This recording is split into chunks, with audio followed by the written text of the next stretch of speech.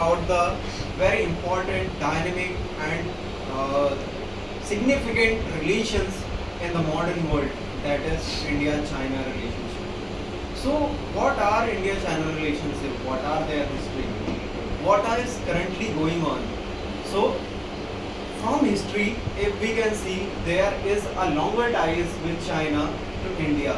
There is a Silk Route where the Buddhism spreads all over the China from India. There are larger diplomatic ties and the trade routes in our ancient time. But later on, after when India gets independence, in 1950 we have developed a diplomatic ties with China. After that, in 1954, we have done a Panchsheel agreement between China and India to improve the relationship. We also supported China in UNSC permanent seat.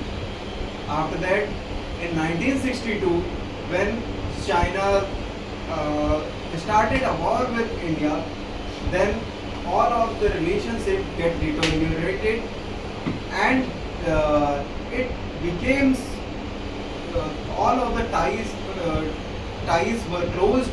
Diplomatic ties also gets closed after the war because it's a betrayal that India gets from the China.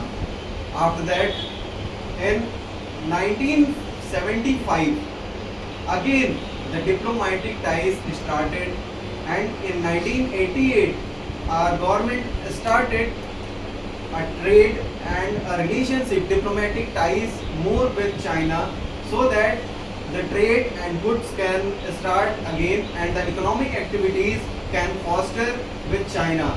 As China was becoming a manufacturing hub at that time and we wanted a cheaper goods, like earlier we didn't have raw materials also, and we were not having the technologies of manufacturing, but at that time China was that enough developed to have a cheaper products that we were taking from the other parts of the world, but we were getting from the China at the cheapest level.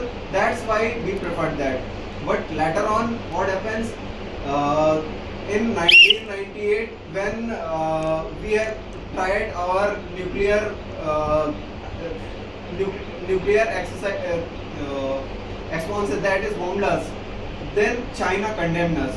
That's triggered the relationship with China. After that, lots of development happens during 19 to 21 when China captured the region of some of the Ladakh. There was thinking that India could retaliate, and India retaliated with goods and wars. India focused on made in India. India focused on necklace of diamond theory to counter the string of pearls theory of China. So in conclusion, I want to say that the relationship would be a friendly and be a productive, else than our enemies ties. But we have to focus on what our history says, what is China doing with us, and we have to be alert about that. Like in recent times, SEO meeting is going to happen that will increase the ties between India and China, but we have to focus on the history of China also. Thank you.